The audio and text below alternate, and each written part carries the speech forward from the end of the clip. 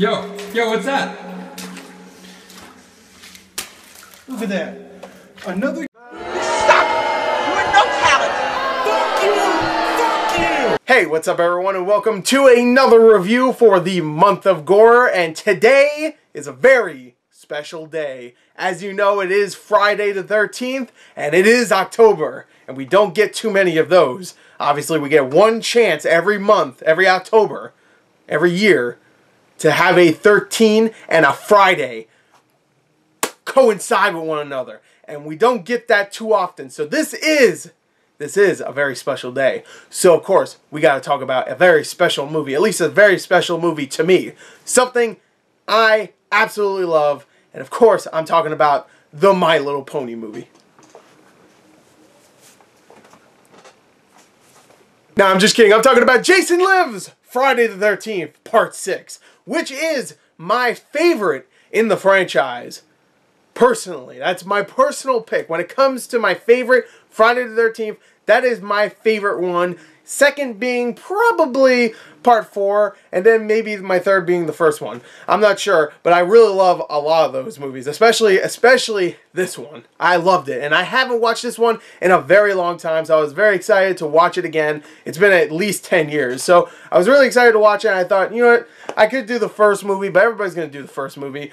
Some people are probably going to do the remake, so I ain't going to do the remake. I'm just going to do this one. I'm going to say screw it. I'm going to skip the other 5, and I'm going to skip all the other ones forward that are past this. I'm going to do this, because this is my favorite. Alright, so let's talk about Part 6, Jason Lives. So Jason Lives is the third and final movie to have Tommy Jarvis in it as our main character. Of course, fourth movie introduced him as a kid, and he murdered the shit out of Jason. That was the first time in the series where Jason was definitively murdered. He was killed. He was donezo, and it was a kid that killed him. But it was Corey Feldman, so that makes sense.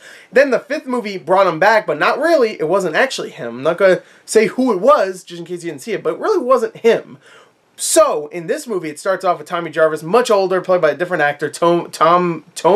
Is it Tom Matthews or Tom Matthews? I don't know. It's T-H-O-M. I'm going to say Tom. So, Tommy does not believe Jason is dead, even though he murdered the shit out of him at the end of the fourth movie. So, him and his friend go to a cemetery, dig up his grave, and he's about to actually just cremate him completely, just to make sure he is dead. And he messes up big time. Lightning starts striking, and then boom! Jason's back, and Jason is going to go do what he normally does and goes to Crystal Lake, now named something completely different, but still Crystal Lake. He goes back and he starts murdering a bunch of people, and of course, Tommy Jarvis has to go and stop him. What I love about this movie is that it mixes horror and actual comedy, like legit comedy, funny comedy, together very, very nicely. It's a nice blend. This movie has everything you would expect. It has blood, it has guts. One thing I will say, there's not much nudity. There's actually none. There's a sex scene, but there's no nudity, which, I mean, you get to see plenty of man nipple in that sex scene, which, don't ask me why I noticed, okay? I did. But there's no female nudity. So that's a little weird. It's a little progressive for this movie. Back then, at least, I bet that was a little progressive. But there's not much of that, but you still get everything else you expect. You get some awesome kills. You get one that is one of my favorites of the franchise, where Jason just hacks off 3 heads with one swing. It was awesome. And the way it's filmed, it looks awesome. So there's some really awesome death scenes, some nice practical effects. Of course, there's no CG in this because this is back in the 80s, baby. That's all it was. It was just practical. So you get a lot of practical blood and stuff, and you get some really awesome kills. So if you're expecting that, you get that. But what I really like is that this movie is kind of, in a way, meta with its humor, because there's characters that will address the camera completely and break the fourth wall and say certain things, and characters will say, nah, I already know what to... I mean, I've seen plenty of horror movies. I know what I should do when I see a tall 6'5" dude with a freaking hockey mask on. I'm out. So there's characters that do that, and it's actually kind of funny and clever, especially for the time, I think. And that's why I really liked it when I was younger. I really enjoyed it because it was, you know, I watched 5 of these movies already where it's like the same old thing over and over again. And this movie's just like, well, you know, we know that. We're not going to take it too seriously, but we're still going to give you all that stuff, and we're going to make fun of ourselves while doing it. So that's why I really enjoyed this. It's actually both pretty damn funny, really, really gory and violent, And it even has some likable characters. Like Tommy Jarvis in the movie, when it comes to the acting, the actor does a pretty good job. Tom Matthews, I still don't know how to say his name. He's a really good and likable protagonist. You can see why he's like when it comes to the main characters, like the actual like humans.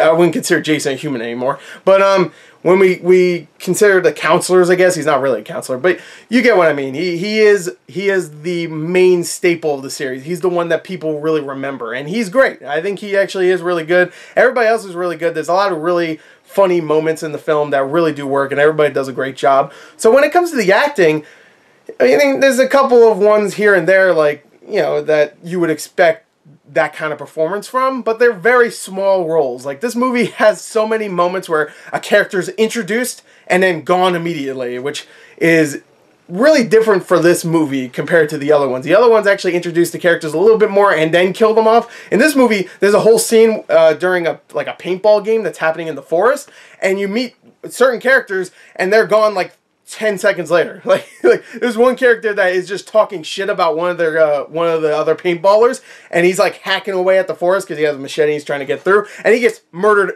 instantly. Like you see him, he's like, I hate this shit, and then he gets murdered. He's gone. So I really like that about this movie too, is that it really doesn't take itself too seriously.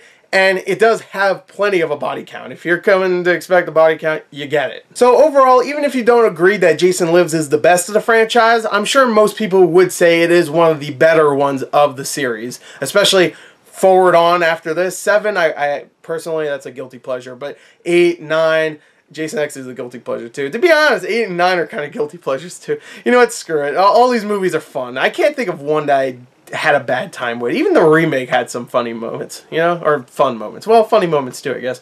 But yeah, I don't really hate any of these movies. But yeah, Jason Lives is just a fun movie. It's smarter than most of the other ones. It knows what it is, but it doesn't treat its source as a joke. It still makes fun of itself, but it still treats itself as one of these movies. You know, it's not just a parody. You know, it's not Scream. You know, even though Scream treated itself as a horror movie too. You know, that's still a well-done movie.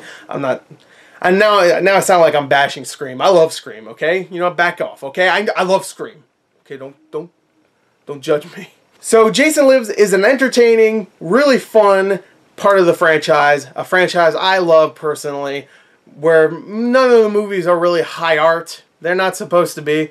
Even considering them being horror films, they're not among the best. Most of them, I would say a good 90% of them aren't even really that scary. They're just fun movies. You want to sit down, turn your brain off, and just watch dumb, hot people die. You know, if that's what you want, if that's what you want to see, this franchise, I mean, this is the best of the best when it comes to that. That's for damn sure. And I'm a simple man. I want to see some stupid kids say dumb, terrible dialogue and then get murdered with tons and tons of fake-looking blood spraying everywhere. That's just me. That's it. And this does it, but it does it with a little bit more smarts.